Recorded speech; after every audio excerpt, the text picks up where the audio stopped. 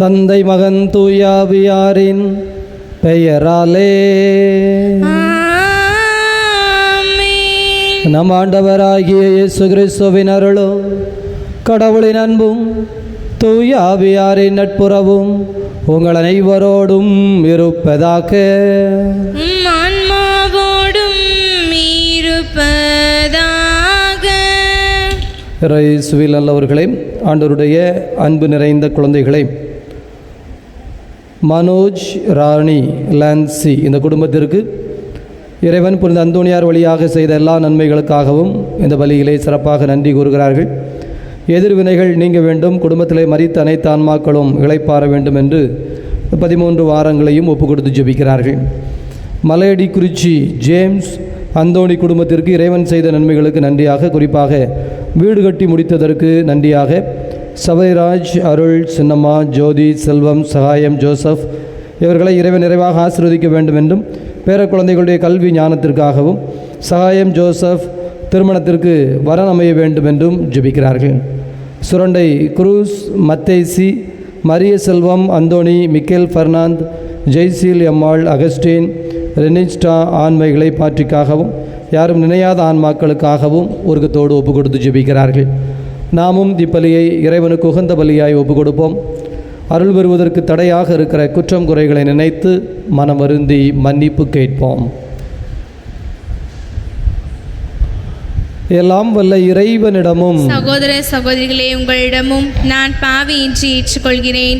ஏனெனில் சிந்தனையாலும் சொல்லாலும் செயலாலும் கடமையில் தவறியதாலும் பாவங்கள் பல செய்தேன். என் பாவமே, என் பாவமே, என் பெரும்பாவமே. ஆகையால் எப்பொழுதும் கன்னியான புனித மரியாவையும் வானதூதர் புனிதர் அனைவரையும், சகோதர சகோதரிகளே உங்களையும் நம் இறைவனாகிய ஆண்டவரிடம் எனக்காக வேண்டிக் கொள்ள மன்றாடுகிறேன்.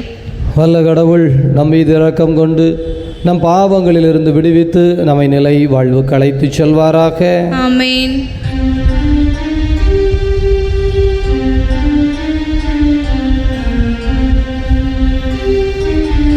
ஆண்டவரே இரக்கமாயிரும். ஆண்டவரே இரக்கமாயிரும். கிறிஸ்துவே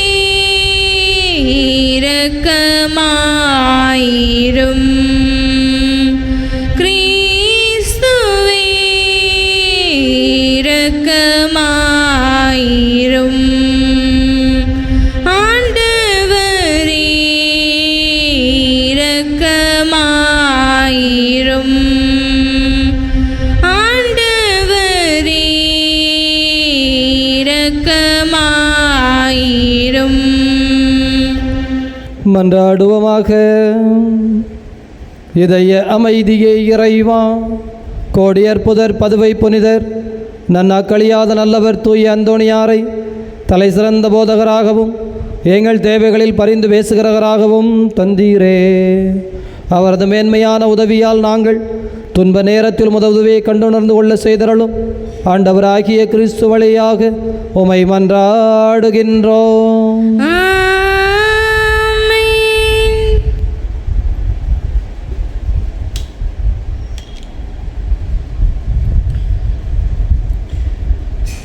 நீங்கள் தீய எண்ணத்தோடு கேட்கிறீர்கள், எனவே நீங்கள் கேட்டாலும் அடைவதில்லை. திருத்தூதர் யாக்கோபு எழுதிய திருமுகத்திலிருந்து வாசகம். அதிகாரம் 4, திருவசனங்கள் 1 முதல் 10 முடிய. சகோதர சகோதரிகளே, உங்களிடையே சண்டை சச்சரவுகள் ஏற்பட காரணம் என்ன? உங்களுக்குள்ளே போராடி கொண்டிருக்கும் சிற்றின்ப நாட்டங்கள் அல்லவா? நீங்கள் ஆசைப்படுவது கிடைக்காததால் கொலை செய்கிறீர்கள், பேராசை கொள்கிறீர்கள். அதை பெற முடியாததால் சண்டை சச்சரவு உண்டாக்குகிறீர்கள். அதை நீங்கள் ஏன் பெற முடிவதில்லை? நீங்கள் கடவுளிடம் கேட்பதில்லை. நீங்கள் கேட்டாலும் ஏன் அடைவதில்லை? ஏனெனில் நீங்கள் தீய எண்ணத்தோடு கேட்கிறீர்கள், சிற்றின்ப நாட்டங்களை நிறைவேற்றவே கேட்கிறீர்கள். விபச்சாரர் போர் செயல்படுவோரே, உலகத்தோடு நட்பு கொள்வது கடவுளை பகைப்பது என்பது உங்களுக்கு தெரியாதா? உலகுக்கு நண்பராக விரும்பும் எவரும் கடவுளை பகைப்பவர். அல்லது மனித உள்ளத்திற்காக கடவுள் பேராவலோடு இயங்குகிறார், அதற்கு அவர் அளிக்கும் அருளோ மேலானது என மறைநூல் சொல்லுவது வீண் என நினைக்கிறீர்களா? ஆகவே செருக்குற்றோரை அவர் இகழ்ச்சியுடன் நோக்குகிறார், தாழ்நிலையில் உள்ளவர்களுக்கோ கருணை காட்டுவார் என்று மறைநூல் உரைக்கிறது. எனவே கடவுளுக்கு பணிந்து வாழுங்கள், அழகையை எதிர்த்து நில்லுங்கள், அப்பொழுது அது உங்களிடமிருந்து ஓடிப்போகும். கடவுளை அணுகிச் செல்லுங்கள், அவரும் உங்களை அணுகி வருவார். பாவிகளே, உங்கள் கைகளை தூய்மையாக்குங்கள். இரு மனத்தோரே, உங்கள் உள்ளங்களை தூய்மைப்படுத்துங்கள். உங்கள் நிலையை அறிந்து துயருற்று புலம்பி அழுங்கள். உங்கள் சிரிப்பு புலம்பலாகவும் மகிழ்ச்சி ஆழ்துயரமாகவும் மாறட்டும். ஆண்டவர் முன் உங்களை தாழ்த்துங்கள், அவர் உங்களை உயர்த்துவார். இது ஆண்டவரின் அருள்வாக்கு.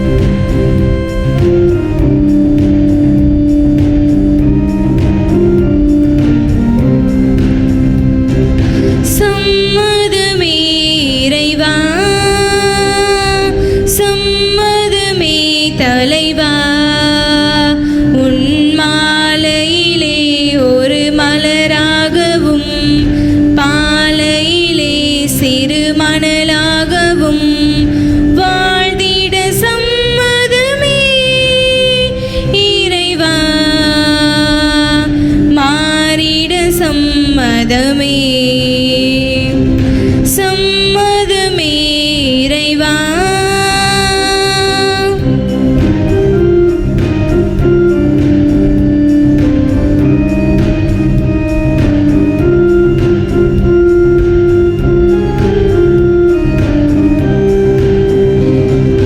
தயங்கும் மனதுடைய நான் உனக்காகவே உன் பணிக்காகவே வாழ்ந்திட வரம் தருவாய். தயங்கும் மனதுடைய நான் உனக்காகவே உன் பணிக்காகவே வாழ்ந்திட வரம் தருவாய். கருவாக என்னை படைத்து உயர் கண்மணியாய் என்னை வளர்த்து, கருவாக என்னை படைத்து உயர் கண்மணியாய் என்னை வளர்த்து, கரமதிலே ஒரு பதித்து கருத்துடனே என்னை காக்கின்றாய். சம்மதமே இறைவா.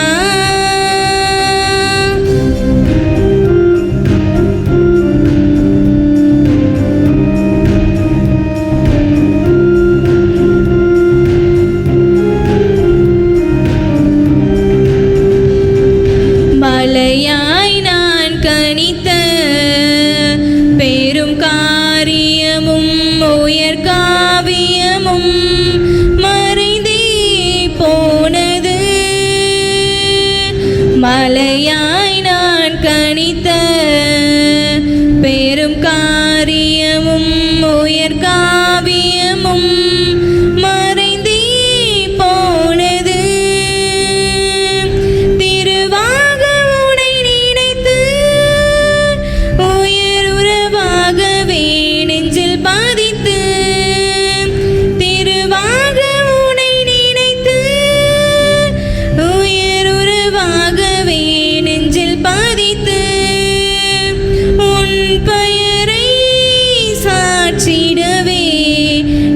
வரம் தரவே என்னை அணைக்கின்றாய். சம்மதமே இறைவா, சம்மதமே தலைவா. உன் மாலையிலே ஒரு மலராகவும் பாலையிலே சிறு மணலாகவும் வாழ்ந்திட சம்மதமே இறைவா, மாறிட சம்மதமே, சம்மதமே இறைவா.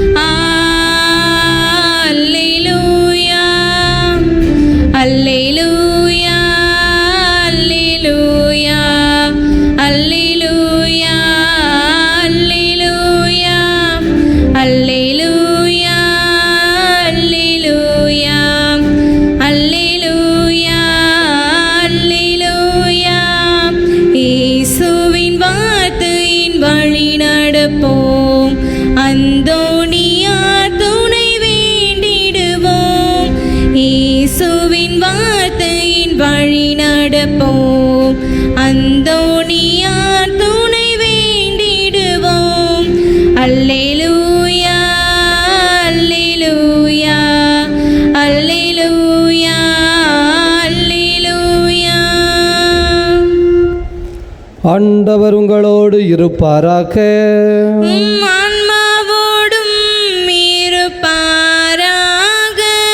தூய மார்க் எழுதிய தூய நற்செய்தியிலிருந்து வாசகம். ஆண்டவரே மாட்சி உமக்கே. தூய மார்க் எழுதிய தூய நற்செய்தி 9வது அதிகாரம். ஆண்டவருடைய வார்த்தைகள் 30 முதல் 37 முடிய. அக்காலத்தில் இயேசுவும் அவருடைய சீடர்களும் மலையை விட்டு புறப்பட்டு கலிலேயா வழியாக சென்றார்கள். அது யாருக்கும் தெரியக்கூடாது என்று இயேசு விரும்பினார். ஏனெனில் மானிட மகன் மக்களின் கையில் ஒப்புவிக்கப்பட இருக்கிறார். அவர்கள் அவரை கொலை செய்வார்கள். கொல்லப்பட்ட 3 நாட்களுக்கு பின் அவர் உயிர் தெழுவார் என்று அவர் தம் சீடர்களுக்கு கற்பித்து கொண்டிருந்தார். அவர் சொன்னது அவர்களுக்கு விளங்கவில்லை. அவரிடம் விளக்கம் கேட்கவும் அவர்கள் அஞ்சினார்கள். அவர்கள் கப்பர்நகூமுக்கு வந்தார்கள். அவர்கள் வீட்டில் இருந்த பொழுது இயேசு, வழியில் நீங்கள் எதை பற்றி வாதாடி கொண்டிருந்தீர்கள் என்று அவர்களிடம் கேட்டார். அவர்கள் பேசாதிருந்தார்கள். ஏனெனில் தங்களுள் பெரியவர் யார் என்பது பற்றி வழியில் ஒருவரோடொருவர் வாதாடி கொண்டு வந்தார்கள். அப்பொழுது அவர் அமர்ந்து 12 கூப்பிட்டு அவர்களிடம், ஒருவர் முதல்வராக இருக்க விரும்பினால் அவர் அனைவரிலும் கடைசியானவராகவும் அனைவருக்கும் தொண்டராகவும் இருக்கட்டும் என்றார். பிறகு அவர் ஒரு சிறு பிள்ளையை எடுத்து அவர்கள் நடுவே நிறுத்தி அதை அரவணைத்து கொண்டு, இத்தகைய சிறு பிள்ளைகளுள் ஒன்றை என் பெயரால் ஏற்றுக்கொள்கிறவர் எவரும் என்னையே ஏற்றுக்கொள்கிறார். என்னை ஏற்றுக்கொள்பவர் என்னை மட்டும் அல்ல, என்னை அனுப்பினவரையே ஏற்றுக்கொள்கிறார் என்றார். ஆண்டவரின் அருள்வாக்கு.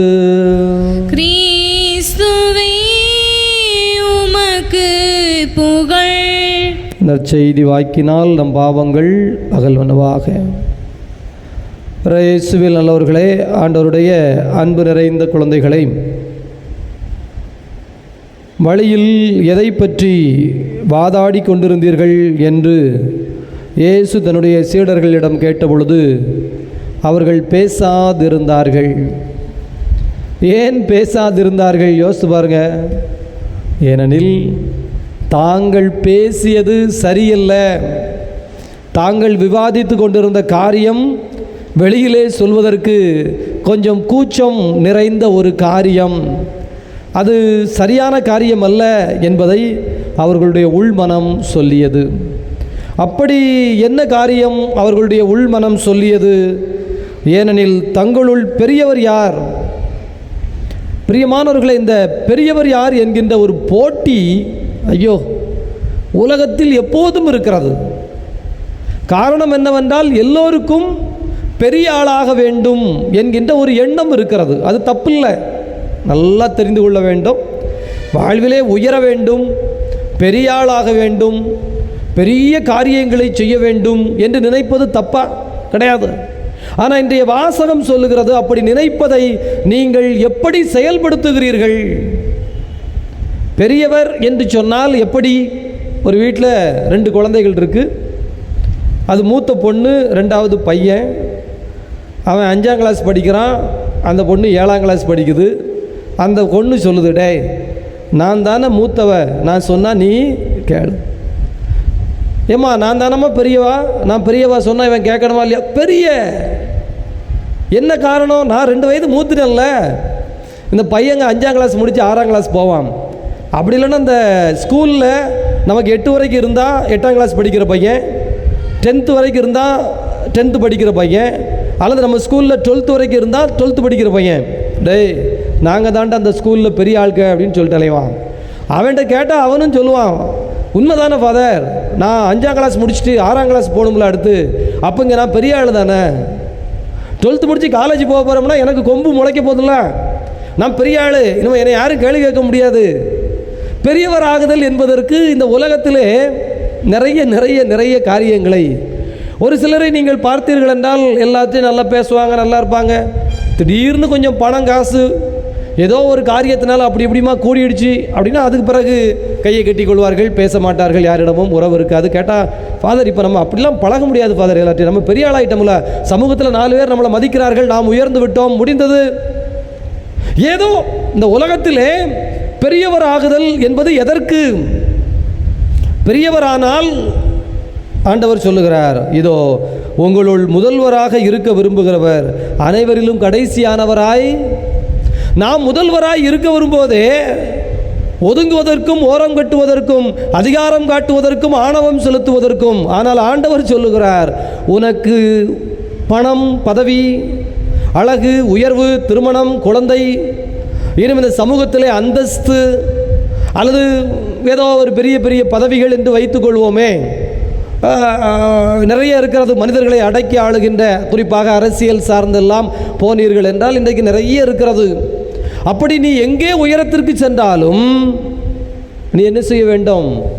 பணிவை, எல்லோரையும் அரவணைக்கிற, அன்பு செய்கிற, அப்படி செய்கிற பொழுது ஆண்டவர் சொல்லுகிறார், நான் உன்னை உயர்த்துவேன். ஏன் கடவுள் நம்மளை உயர்த்தணும், மற்றதெல்லாம் உயர்த்தக்கூடாது? யோ நீங்கள் உயர்த்துறதுக்கு பதில் நானே ஒசந்துட்டு போகிறேனே, கொஞ்சம் காசு பணம்லாம் சம்பாதிச்சு நல்லா இருந்துட்டு போகிறேன், சொத்து புகழோட நல்லா இருந்துட்டு போகிறேன். கடவுளே நீங்களும் ஒசத்த தானே போகிறீங்க, நானா ஒசந்தா இப்போ என்ன? யோசித்து பாருங்கள், இதில் என்ன தப்பு இருக்குது? அவர் நம்மளை ஒசத்தலாமா, ஆனால் நம்மளா உயரக்கூடாதான். என்ன பிரச்சனை? நீங்கள் யோசித்து பாருங்கள். நீங்கள் உயர்வு என்று நினைக்கிறீர்கள் இல்லைங்களா?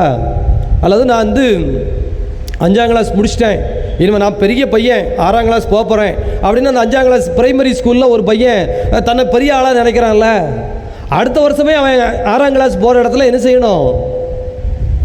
கையை கட்டி வாயை பொத்தி, அங்கே 10ஆம் கிளாஸ் முடித்தவனோ 12ஆம் கிளாஸ் முடித்தவனோ டேய் அப்படின்னு அவனை மிரட்ட போகிறானா இல்லையா?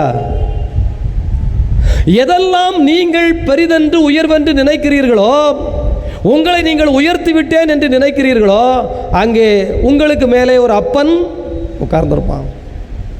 ஆனால் ஆண்டவர் உங்களை உயரச் செய்கிற பொழுது அங்கே உங்களை அடக்கி ஆள்வோர், அதிகாரம் செய்வோர், உங்களை உருட்டுவோர், மிரட்டுவோர் யாரும். அவர் அப்படிப்பட்ட ஒரு வழியை, அப்படிப்பட்ட ஒரு உயர்வை, அப்படிப்பட்ட ஒரு ஆசீர்வாதத்தை தருவதற்காகத்தான் நான் உன்னை உயர்த்துகிறேன் பொறு. அதற்கு என்ன செய்ய வேண்டும்? நான் குருவும் அரசரும் ஆசிரியரும் தலைவரும் கடவுளுமாகிய நான் உங்கள் பாதங்களை கழுவினேன் என்றால் நீங்களும் ஒருவருடைய பாதங்களை கழுவும். நான் குருவும் அரசரும் ஆசிரியருமாகிய நான் உங்களுக்கு தொண்டு செய்கிறேன் என்றால், பணி செய்கிறேன் என்றால், நீங்களும் பிறருக்கு பணி செய்யுங்கள். நீங்கள் எல்லாருக்கும் பணிவிடை செய்வதற்கென்று உங்களை தீர்மானித்து கொண்டீர்கள் என்று வைத்துக் கொள்ளுங்கள். உங்கள்கிட்ட யாராவது போட்டி போட வரப்போகிறாங்களா? நீங்கள் ஆணவம் காட்ட முயற்சி பண்ணால் நீ பெருசா நான் பெருசா பார்த்துருவோம் அப்படிம்பாங்க. நீங்கள் பணிவு காட்ட முயற்சி பண்ணால் உங்கள்கிட்ட போட்டி போட்டு ஜெயிக்க ஆளே இருக்காது. நீங்கள் என்றும் ராஜா, நீங்கள் என்றும் உயர்ந்து கொண்டே இருப்பீர்கள். பிரியமானவர்களே, ரொம்ப அற்புதமான ஒரு சூத்திரம். ஆழமாய் தியானிப்போம். ஆமீன்.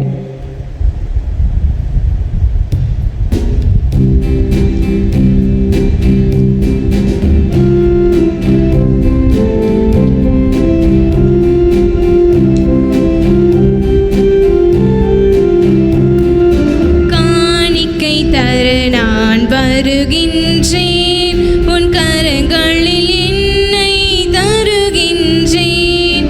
காணிக்கை தர நான் வருகின்றேன்.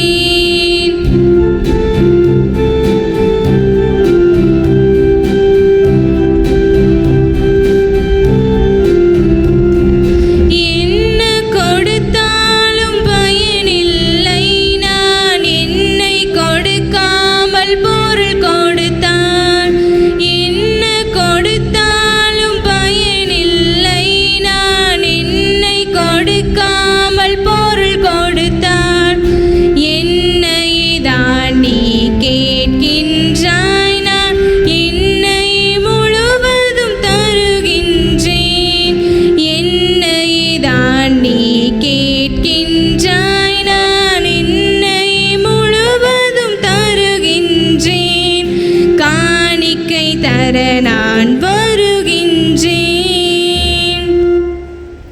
சகோதர சகோதரிகளே, உங்களுடையதும் என்னுடையதுமாக ஒப்பு கொடுக்கப்படுகின்ற இப்பலி எல்லாம் வல்ல தந்தையாகிய இறைவனுக்கு ஏற்புடையதாகும்படி மன்றாடுங்கள். ஆண்டவர் தம் திருப்பேரின் புகழ்ச்சிக்காகவும் மாட்சிக்காகவும் நமது நன்மைக்காகவும் புனித திரு அவையின் அனைத்து நலனுக்காகவும் உமது கையிலிருந்து இப்பலியை ஏற்றுக்கொள்வாராக. இதய அமைதியே இறைவா, தெய்வீக திருக்கொடைகளை பெறுவதற்காய் எங்களையே காணிக்கையாய் ஒப்பு கொடுக்கிறோம்.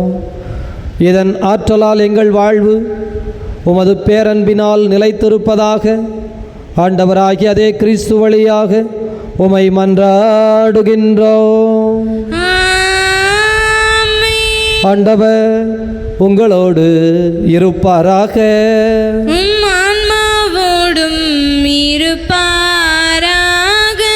இதயங்களை மேலே எழுப்புங்கள். ஆண்டவரிடம் எழுப்பியுள்ளோம். நம் இறைவனாகிய ஆண்டவருக்கு நன்றி கூறுவோம். அது தகுதியும் நீதியுமானதே. ஆண்டவரே, தூயவரான தந்தையே, என்று வாழும் இறைவா, நாங்கள் உமக்கு நன்றி செலுத்துவது எங்கள் கடமையும் மீட்புக்குரிய செயலுமாகும். ஏனெனில் கிறிஸ்து பெருமான் எங்களுக்காக மனிதனாய் பிறந்தார். சாவை வென்று உயிர்ப்பு உண்டு என்று விளங்கச் செய்தார். ஆகவே விண்ணகத் தூதரோடு இணைந்து போற்றி புகழ்ந்து அக்களித்து நாங்கள் பாடுவதாவது: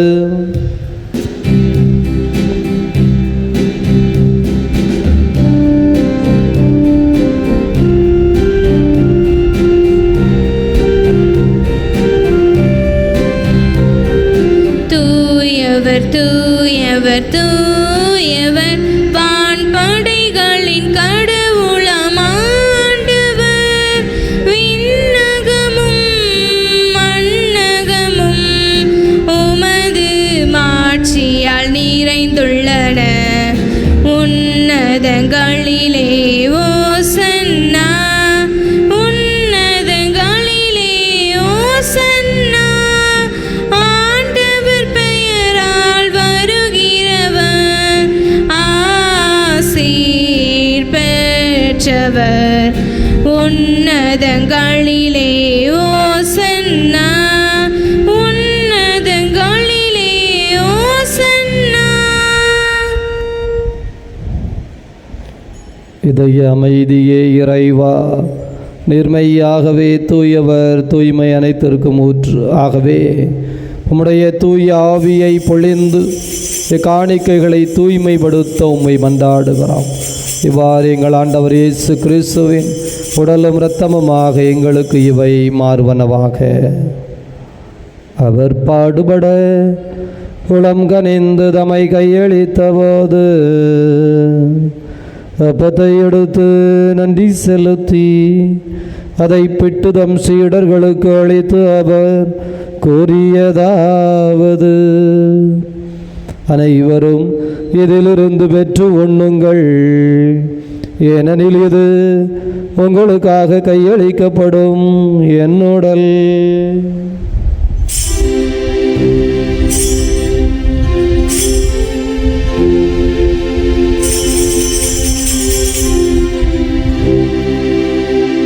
வண்ணமே இரவு விருந்தை அருந்திய பின் கிண்ணத்தை எடுத்து மீண்டும் உமக்கு நன்றி கூறி தம் சீடர்களுக்கு அளித்து அவர் கூறியதாவது: அனைவரும் இதிலிருந்து பெற்று பருகுங்கள், ஏனெனில் இது புதிய நிலையான உடன்படிக்கைக்குரிய என் இரத்தத்தின் கிண்ணம். இது பாவ மன்னிப்புக்கென்று உங்களுக்காகவும் பலருக்காகவும் சிந்தப்படும். இதை என் நினைவாக செய்யுங்கள்.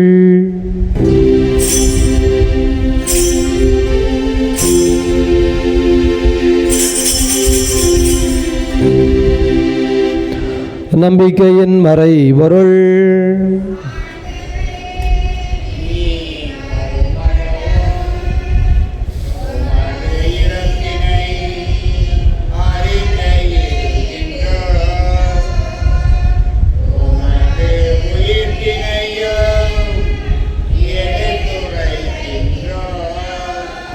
ஆகவே ஆண்டவரே, நாங்கள் கிறிஸ்துவின் இறப்பினையும் உயிர்ப்பினையும் நினைவு கூர்ந்து வாழ்வு தரும் அப்பத்தினையும் மீட்பளிக்கும் கிண்ணத்தினையும் ஒப்பு கொடுக்கின்றோம்.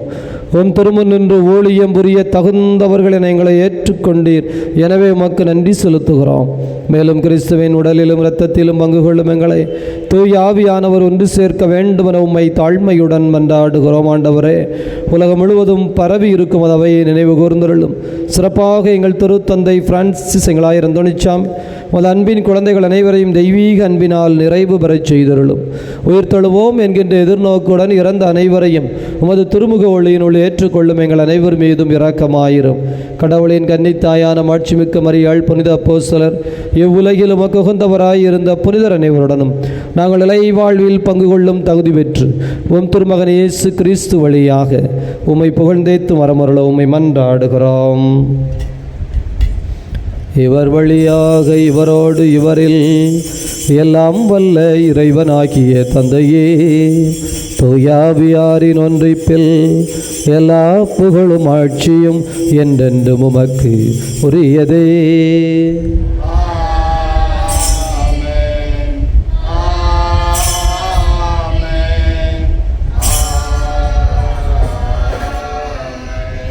நம் ஆண்டவர் இயேசு கிறிஸ்து ஜெபிக்க கற்றுக் கொடுத்தார். அப்படியே ஜெபிப்போம். விண்ணுலகில் இருக்கிற எங்கள் தந்தையே, உமது பெயர் தூயதென போற்ற பெறுக. உமது ஆட்சி வருக. உமது திருவிழம் விண்ணுலகில் நிறைவேறுவது போல மண்ணுலகிலும் நிறைவேறுக. எங்கள் அன்றாட உணவை இன்று எங்களுக்கு தாரும். எங்களுக்கு எதிராக குற்றம் செய்வோரை நாங்கள் மன்னிப்பது போல எங்கள் குற்றங்களை மன்னியும். எங்களை சோதனைக்கு உட்படுத்தாதையும், தீமையிலிருந்து எங்களை விடுவித்தருளும். ஆண்டவரே, தீமையிலிருந்து விடுவித்து அமைதியை தந்தருளும். பாவத்திலிருந்து விடுதலை பெற்று நலமுடன் வாழச் செய்தருளும். நாங்கள் எதிர்நோக்கி இருக்கிற பேர் என்பதற்காகவும் மீட்பராகிய இயேசு கிறிஸ்துவின் வருகைக்காகவும் காத்திருக்கின்றோம். ஏனெனில் ஆட்சியும் வல்லமையும் ஆட்சியும் என்றென்றும் உமதே. ஆண்டவரே இயேசு கிறிஸ்துவே, அமைதியை உங்களுக்கு விட்டு சொல்கிறேன், என் அமைதியை உங்களுக்கு அளிக்கிறேன் என்றும் திருத்தூதர்களுக்கு மொழிந்தீரே. எங்கள் பாவங்களை பாராமல் முதுத்துறவையின் நம்பிக்கையை கண்ணோக்கி அதற்கு அமைதியும் ஒற்றுமையும் தந்தருள்வீராக. என்றென்று வாழ்ந்து ஆட்சி செய்கின்றவர் நீரே. ஆமென். ஆண்டவருடைய அமைதி உங்களோடு என்றும் இருப்பதாக. ஆன்மாவோடும் இருப்பதாக. ஒருவருக்கொருவர் ஆண்டவர் தருகின்ற அமைதியை மகிழ்ச்சியோடு அறிவித்துக் கொள்வோம். இறைவனின் செம்மறியே, எங்கள் மேல் இரக்கமாயிரும். உலகின் பாவங்களை போக்கும் இறைவனின் செம்மறியே, எங்கள் மேல் இரக்கமாயிரும். உலகின் பாவங்களை போக்கும் இறைவனின் செம்மறியே, எங்களுக்கு அமைதியை அளித்தருளும். இதோ இறைவனின் செம்மறி, இவரே உலகின் பாவங்களை போக்குகின்ற தெய்வம். இந்த தெய்வத்தினுடைய விருந்துக்கு அழைக்கப்பட்டிருக்கிற நாம் அனைவரும் பேர் பெற்றவர்கள்.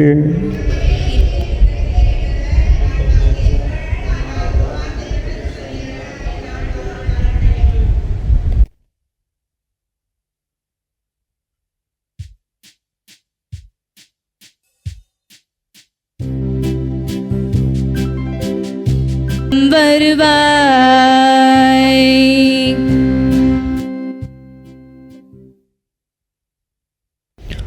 ஆண்டவருடைய அன்பு குழந்தைகளை, அற்புத சுரங்கம் சுரண்டை தூய அந்தோணியாருடைய திருத்தலத்தில் மாபெரும் அதிசயத்தை ஆண்டவர் இன்று மதியம் அழகாய் செய்து தந்தார். ஞாயிறு திங்கள் 2 நாட்களும் இந்த மண்டபம் நிறைய நமக்கு இந்த நற்செய்தி பெருவிழாவிலே ஆட்கள் கலந்து கொண்டார்கள். இன்று செவ்வாய்க்கிழமை இந்த மண்டபம், ஆலயம், இந்த பகுதி என்று எல்லா இடத்திலும் 2300 பேர் முழுவதுமாக கலந்து கொண்டிருக்கிறார்கள். ஒரு பெரிய எழுப்புதலாக இருந்தது. குறிப்பாக ஆண்டவர் அதிசயம்தான் செய்தார். ஏனெனில் மத்தியாலம் ஏறக்குறைய ஒரு 12 மணிக்கு மழை ஆரம்பித்தது. ஆனால் நமது பகுதியிலே இல்லை. அந்த கிழக்கே பஜார் தாண்டி மார்க்கெட் பகுதியிலே சரியான மழை. இங்கே வந்து சொன்னார்கள், அங்கே மழை பெய்கிறது, ஆனால் இங்கே இடையூறு இல்லை. பிரியமானவர்களே, அந்த அளவிற்கு சின்ன சின்ன காரியமாக ஆண்டவர் இதை பார்த்து சிறப்பு செய்தார். வந்த அத்தனை பேரும் சிறப்பாக ஜெபித்தார்கள். நிறைய விடுதலையும் ஆசீரும் கிடைக்கப்பட்டது. எனவே ஒருவேளை தொடர்ந்து ஏதாவது ஒரு செவ்வாய்க்கிழமை, 4 செவ்வாய்க்கிழமைகளே ஒரு செவ்வாய்க்கிழமை காலை 10 மணி முதல் 4 மணி வரை இதுபோல் ஒரு நற்செய்தி கூட்டம் நடத்தலாம் என்கின்ற ஒரு எண்ணத்தை பலர் சொல்லியிருக்கிறார்கள். தொடர்ந்து ஒரு 12 மாதம் இந்த ஏதாவது ஒரு நாள் என்று கணக்கெடுத்து அதை ஜெபிக்கலாம் என்று, அதற்காக ஜெபிக்க நான் உங்களை பாசத்தோடு அன்போடு கேட்டுக்கொள்கிறேன். மதிய அந்த ஆசீர்வாத பெருவிழாவிலே கலந்து கொள்ள இயலாதவர்கள் புனித அரிசி இப்போது நீங்கள் ஜெபித்துவிட்டு என்னுடைய அறையிலே வந்து பெற்றுக்கொள்ள அன்போடு கேட்டுக்கொள்கிறேன். காலையில் ஏற்கனவே பெற்றவர்கள் பெற்றுக்கொள்ள வேண்டியதில்லை, அதை வீட்டிலே வைத்து நாம் ஜெபிக்கின்றோம்.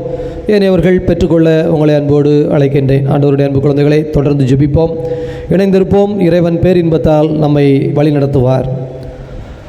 மன்றாடுவோமாக. இதய அமைதியை இறைவாம், இத்தெய்வீக திருக்கொடைகளை முன்னிட்டு நாங்கள் உம்மை புகழ்கிறோம். இதன் பேராற்றலால் எங்கள் வாழ்வு நிலைத்திருப்பதாக ஆண்டவராகிய கிறிஸ்து வழியாக உம்மை மன்றாடுகின்றோம். ஆண்டவர் உங்களோடு இருப்பாராக.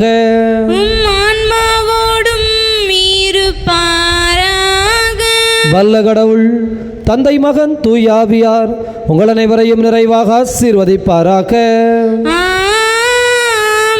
உயிர்த்த கடவுளின் உண்மை பிள்ளைகளாக சென்று வாழுங்கள். பேரின்பம் தொடரட்டும்.